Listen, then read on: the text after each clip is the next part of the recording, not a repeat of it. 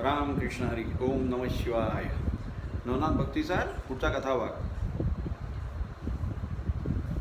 मागच्या कथाभागापर्यंत आपण रेवणनाथांचं कथाभाग ऐकला. रेवणनाथाख्यान संपलं. आता आपल्याला वटसिद्ध नागनाथ ह्याचं नाथांचं आख्यान ऐकायचा योग आहे बरं का. तर पूर्वी सरस्वतीचा उद्देश करून विधी वीर्यासी ढासळीला बरं का. कानिफानाथांच्या वेळी आपण ऐकलेलं आहे काय की जेव्हा ब्रह्मदेवांची मुलगी सरस्वती तर ती जेव्हा 12-13 वर्षांची झाली गजगामिनी मिरवत असे आणि देवलोकीच्या स्त्रिया लवकर वयात येत असाव्यात असा म्हणजे याच्यात उल्लेख आहे म्हणून. तर तिथं ते 12-13 वर्षाची गजगामिनी आपली स्वतःची कन्या पाहिल्यानंतर काय की ब्रह्मदेवाचा स्वतःच्या मनावर ताबा राहिला नाही. तो स्वतःच्याच मुलीच्या मागे कामभावनेने लागला आणि ब्रह्मदेवाचं वीर्यपतन झालं. त्याचा एक भाग दिग्गज जो असतो त्याच्या कानात येऊन पडला आणि त्याच्यापासून कर्ण कानिफा जन्माला आला. हे आपण मागच्या वेळी ऐकलं. कानिफानाथांचा अवतार. आणि दुसरा भाग तेव्हा तो येऊन पडला बरं का. तो काशी क्षेत्राच्या जवळ काशी विश्वेश्वराच्या म्हणजे काशी नगरीच्या जवळ एक वन होतं. तर त्याच्यामध्ये तक्षक म्हणून जो विषारी साप आहे काय तर त्याची कन्या तक्षकात्मजा तर तिच्या फण्यावरती तो पडला डोक्यावरती आणि त्याचा जो वीर्यात अंश असतो ते त्या डोक्यावर पडून जमिनीवर पडला आणि तिच्या दृश्योत्पत्ती झालं की काहीतरी भक्ष्य पडलेलं दिसतंय म्हणून तिने ते भक्षण केलं आणि पुढे त्या ब्रह्मवीर्यामुळे ह्या तक्षक नंदिनीला म्हणजे ती गर्भात राहिली आणि गर्भ वाढीस लागला. आणि हा कुठला सुमार होता माहिती आहे का. ही वेळ कुठली होती की त्याच वेळी जन्मेजयानी परीक्षिताचा मृत्यू झाल्यामुळे संतापून सर्पसत्र सुरुवात केलं होतं. आपण हे पहिल्या दुसऱ्या भागामध्ये ऐकलेलं आहे. तर आणि तेव्हा काय झालं की त्यांनी असे सगळे ऋषी येऊन तिथे बसवले होते की त्याला नागकुळ नाहीसंच करून टाकायचं होतं. हे नाग सर्प जे आहेत विषारी जे आहेत ते सर्प तर हे त्यांना सर्पकुळ नाहीसंच करायचं होतं. त्याच्यामुळे त्यांनी काय केलं की असे सगळे ऋषीमुनी बोलावले आणि त्यांना सांगितलं की तुम्ही आता या इथे असा यज्ञ करा की ह्या जगातनं हे जे सर्प आहेत ते सगळे सर्पचा अति पूर्ण नामशेष होईल नाहीशी होईल.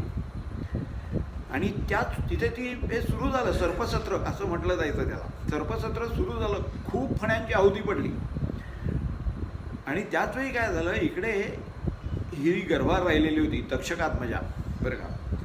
आणि तिचा गर्भ वाढीला लागला आणि पुढे त्याच वेळी एक आस्तिक ऋषी म्हणून होते बरं का.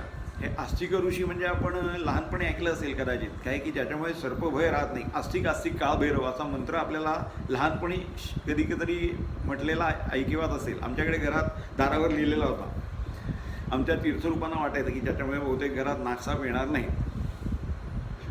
तर हा जो आस्तिक मुनी असतो तर त्या आस्तिक मुनींच्या लक्षात येतं काय की या तक्षकात्मजा जी आहे पद्मिणी तर तिला ब्रह्मदेवाच्या वीर्यापासून गर्भ राहिलेला आहे आणि तिकडे जन्मेजयाने सर्पसत्र आरंभलेलं आहे. त्याच्यामुळे हिच्या नावाची आहुती तिकडे निश्चित येणार होती. आणि त्याच्यानंतर त्या सर्पसत्राचं असं होतं की हे जे सबळ ऋषी तिथे ज्या सर्पांचं नाव घेऊन आव्हान करायचं तो सर्प अंतराळात कुठेही त्रैलोक्यात असेल तरी अंतराळात असा खेचला जायचा एवढं सामर्थ्य होतं त्यांच्या त्या सर्पसत्रात मंत्र म्हणणाऱ्या ऋषींचं. आणि तो येऊन तिथे अग्निकुंडात पडला की जळून जायचं. आता आस्तिक मुनींनी हिला सांगितलं या तक्षकात्मजेला काय की बा तू आता मी तुला एक वटवृक्ष आहे जुना काष्ठ पोखर त्याच्यामध्ये तुला दाखव तू आतमध्ये शिर आणि मग त्याच्यानंतर मी तो वज्र प्रयोग करून लिंपून टाकतो की ज्याच्यामुळे तुला कुठलीही बाधा होणार नाही आणि तुझ्या जीवाला खूप धोका आहे मोठा. तू फक्त आता तिकडे जाऊन बैस आतमध्ये. त्याप्रमाणे आस्तिक मुनींनी दिलेल्या सल्ल्यानुसार त्याच्या आज्ञेप्रमाणे ही त्या जुनाट जो काष्ठपोकर आहे तिथे ही तक्षकात्मजा प्रविष्ट झाली आणि त्याच्यावर जुनाट काष्ठपोकर होता, म्हणजे कोणी जोरात धक्का मारला किंवा काही थोडासा आघात झाला तरी तो पोखरलेला होता वाळवीने. ती आतमध्ये गेल्यानंतर ह्यांनी वज्रप्रयोग केला त्याच्यावर आणि त्याच्यामुळे काय झालं की तो सगळीकडून जोपर्यंत वज्रभंग करू शकेल असं कुठलं शस्त्र किंवा अस्त्र त्याचा प्रयोग होत नाही तोपर्यंत आता ती आतमध्ये सुरक्षित राहणार होती. तिच्या नावाची सर्पसत्रामध्ये आहुती दिली गेली नाही. तर ही आतमध्ये शिरल्यानंतर आस्तिक मुनी तिकडनं तिचा निरोप घेऊन निघतो आणि हस्तिनापुरात येतो, जिथे सर्पसत्र चालू असतं आणि गुप्तपणे येतो आणि त्या सगळ्या ऋषींच्या कानाशी लागून त्यांना सांगतो काय की तक्षकात्मजा जी आहे, तक्षक सर्पाची कन्या, तर तिच्या नावाची आहुती आपण या यज्ञात देऊ नये, कारण नवनारायणांमधला जो आविर्होत्र नारायण आहे तो तिच्या उदरी अवतार धारण करणार आहे. तेव्हा आपण त्याच्यासाठी तिच्या नावाची जी आपण समिधा सोडणार आहात ती तिचं नाव न घेता फक्त ह्याच्यात यज्ञकुंडात सोडून द्यावी, कारण नाहीतर हे विधीच्या कामात ढवळाढवळ केल्यासारखी होईल. त्याच्यामुळे मग तेही असं त्यांनी सांगितल्यानंतर हे ऋषी जाणकार असतात, ऋषीमुनीसुद्धा त्यांच्याकडे सुद्धा खूप सामर्थ्य असायचं. ते अंतर्ज्ञानाने बघतात आणि त्यांच्या लक्षात येतं की खरोखरच आविर्होत्र नारायण तिथे अवतार धारण करणार आहेत. म्हटल्यानंतर ते तक्षकात्मजेची जी आहुती असते ती तिची नाव न घेता सोडून देतात आणि त्याच्यामुळे तिला जीवदान मिळतं. त्याच्यानंतर काही दिवसांनी इथे सर्पसत्र समाप्त होतं आणि त्याचवेळी तिकडे ही जी तक्षकात्मजा पद्मिनी असते काय, तर तिचे दिवस भरतात आणि ती प्रसूत होते, अंड तिथे घालते आणि निघून जाते. आता ते अंड तिथे असतं ते अगदी सुरक्षित असतं आणि पुढे यथावकाश भगवान श्रीकृष्णांच्या आज्ञेनुसार आविर्होत्र नारायण त्याच्यामध्ये संचार करतात आणि अवतार धारण करतात. 9 मास पूर्ण झाल्यानंतर ते अंड जे असतं ते भग्न होतं आणि त्या बालकाचा जन्म होतो आणि त्याच्या आतमध्ये आता जेव्हा बालक जन्माला येतं त्याच्यानंतर सर्वप्रथम काय असतं, आता सध्यासुद्धा बरं का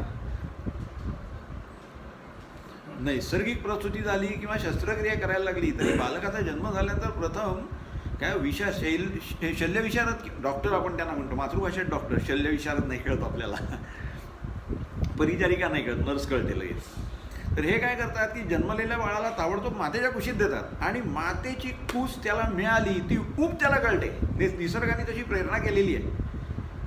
मातेची ऊब त्या बालकाला कळते आणि मातेचं स्तन्य त्याला कळतं. मातेने त्याला छातीशी धरलं आणि आपलं स्तन त्याच्या मुखात घातलं की तो पहिली क्रिया ते दूध प्यायची सुरुवात करतो. काय ही नैसर्गिक प्रेरणा आहे. तर इथे काय होतं त्या मुलाला आता आई वडील काहीच नसतं किंवा तो रडायला लागतं मूल ते बरं का. आणि तिथे त्याच वेळी योगायोगाने काशीमधला एक ब्राह्मण आलेला असतो बरं का. आपल्याला 4 वेद माहिती आहेत काय, ऋग्वेद, यजुर्वेद, सामवेद, अथर्ववेद. तर हा जो ब्राह्मण असतो तो अथर्ववेदी गौड अथर्वेदी असा ब्राह्मण असतो बरं का. आणि तो तिथे येतो अत्यंत म्हणजे दारिद्र्य गती असते त्याला, त्याच्यामुळे तो विटून त्या तिथे पत्रावळीत गोळा कराव्यात म्हणून तिथे आलेला असतो. आणि तो तिथे जो वडाचा वृक्ष असतो त्या तिथे तो फिरत असताना त्याला या बालकाचं रडणं ऐकू येतं म्हणून तो सगळीकडे बघतो पण त्याला काही दिसत नाही. काय बाळाचं रुदन कुठे होतंय, बालक काही दिसत नाही. मग स्वर्गामधनं देव सगळे बघत असतात, तेही आतुर झालेले असतात आविर्होत्र नारायणाचं दर्शन घ्यायला. मग ते काय करतात ते याला सांगतात, कोशधर्मा ऐक बरं का, आत्ता तुला जे रडणं ऐकू येतं आहे ते मूल तुला दिसत नाही आहे, कारण ते त्या काष्ठपोखर झालेला जो वृक्ष आहे त्याच्यामध्ये आणि त्याच्यावरती वज्रप्रयोग झालेला आहे, त्याच्यामुळे तुला ते दृष्टिगोचरही होणार नाही आणि तुला तिथपर्यंत प्रवेशही करता येणार नाही. पण आता आम्ही अशी योजना करतो की तुला ते बालक प्राप्त होईल आणि तू त्या बालकाला स्वतःच्या घरी घेऊन जा आणि त्याच्यामुळे तुझी दारिद्र्य गती जी आहे ती पूर्ण संपेल बरं का. आणि तुला अत्यंत संपन्न अवस्था प्राप्त होईल, चांगले दिवस बघायला मिळतील. काय ते प्रत्यक्ष आविर्होत्र नारायण आहे आणि तो वटसिद्ध नागनाथ. वट जो आहे जुनाट काष्ठपोकर जो वृक्ष असतो तो असतो वट म्हणजे वडाचा असतो बरं का.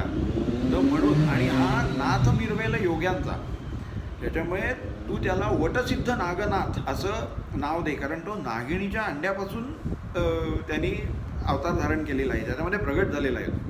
म्हणून त्या बालकाचं नाव तू वटसिद्ध नागनाथ असं ठेव. स्वर्गातनं देव असं म्हणतात, आणि देव तिकडनं एक जो धनुष्यबाण घेऊन बाण सोडतात, तो बाण स्वर्गातनं सोडलेला बाण इथे येतो आणि त्या काष्ठपोखर जो वृक्ष असतो त्याच्यावरती आस्तिक मुनींनी वज्रास्त्राचा प्रयोग केलेला असतो. ते वज्रास्त्र भंग करतो तो एकच क्षण, आणि दुभंगून पडतो तो वृक्ष, आणि आतलं बालक त्याला दिसायला लागतं. इतकं सुंदर बालक त्याला मिळतं. त्याला हे काही नसतं, अपत्य काही नसतं. त्याच्यामुळे तो इतकं सुंदर बालक पाहिल्यानंतर तो देहभान हरवतं त्याचा. तो आनंदाने त्या बालकाला उचलून घेतो, छातीशी धरतो आणि आपल्या घरी घेऊन येतो. त्याची पत्नी ही अत्यंत धार्मिक, सदाचार संपन्न आणि लावण्यखाणी असते. तिचं नाव असतं सुरादेवी, बरं का. तर ही सुरादेवी बघते हे कोणाला तरी कुठल्या तरी बालकाला घेऊन आले, आणि आनंदाने तो तिच्या सुरादेवीकडे सोपवतो, आणि ती पण आनंद विभोर होते. म्हणजे किती सुंदर आहे हो काय. यमपिता सानरूप धरून प्रगट झाला असं वाटतं. यमपिता म्हणजे कोण? सूर्य. यमराज म्हणजे सूर्याचे चिरंजीव, आणि सान म्हणजे बालक किंवा लहान काय. तर प्रत्यक्ष सूर्यानेच छोटंसं रूप धारण केलं, इतकं तेजस्वी बालक दिसत असतं ते. म्हणजे सगळे हे जे नवनाथ अवतार धारण करतात, नवनारायण अवतार धारण करतात, त्यांचं प्रत्येकाचं तेज असं अपारच असतं. आणि हे तुम्हाला कुठनं प्राप्त झालं काय, किंवा सहस्र विद्युल्लतांचा पाळा एकत्र करून त्या म्हणजे विजा ढगांच्या मागे आपलं मुख लपवतात, म्हणून त्या समर्थ देवतेला कुठल्या तरी हे ब्रह्मा विष्णू महेश यांच्यापैकी त्यांचा राग आला, आणि त्यांनी त्या सगळ्यांचं तेज एकत्र गोळा करून एका मुलामध्ये टाकलं. एक सहस्र विजा, त्यांचं जसं तेज दिसेल इतकं तेजस्वी बालक आहे, कुठे मिळालं तुम्हाला. तेव्हा तो सांगतो, अशी कथा झाली, मला देवांच्याकडनं असे शब्द ऐकू आले, आणि त्यांनी तो शर पाठवला, ज्याच्यामुळे तो काष्ठपोखर जो होता वट, तो भंग झाला, आणि त्याच्या हातून मला हे बालक प्राप्त झालं. आणि त्यांनी देवाने मला सांगितलं की तू हे घरी घेऊन जा, त्याच्यामुळे सुदैव दशेचा उगवेल अर्क, असं त्यांनी मला सांगितलेलं आहे. आता आधीच तिला अपत्य नाही काय, आणि तिला जर का एवढं सुंदर अपत्य प्राप्त झालं तर ती किती आनंदित होईल एखादी स्त्री, आपण कल्पना करू शकतो. ती अत्यंत आनंदाने त्याला छातीशी धरते, आणि वात्सल्यामुळे तिला पान्हा फुटतो, आणि ती स्तनाग्र त्याच्या मुखामध्ये प्रेरते, आणि या मुलाला दूध मिळणं म्हटल्याबरोबर तो मुलगा दूध प्यायला लागतो आणि देहस्थ होतो, शांत होतो. आणि त्याच्यानंतर हे जे दोघे जण असतात काय, कोशधर्म आणि सुरादेवी, हे अत्यंत प्रेमाने त्याचं लालन पालन करायला लागतात. काय हळूहळू तो मोठा व्हायला लागतो, आणि 5 वर्षांचा होतो. 5 वर्षांचा झाल्यानंतर यज्ञोपवीत धारण समारंभ, मौजी बंधन म्हणजे मुंज करतात त्याची. आणि त्याच्यानंतर एक प्रसंग असा घडतो काय, की त्याच्यामुळे त्याच्या जीवनाला कलाटणी मिळते. म्हणजे 5 वर्ष पूर्ण झालेली आहेत, 6वं वर्ष चालू आहे, आणि त्याच वेळी तो प्रसंग घडतो, त्याच्यामुळे त्याच्या जीवनाला कलाटणी मिळते, असा तो प्रसंग घडतो. तो प्रसंग काय आहे तो ऐकायचा योग आता पुढच्या भागामध्ये. मित्रांनो, आज आपण इथे थांबू. आज आपण मला आज्ञा द्यावी. राम कृष्ण.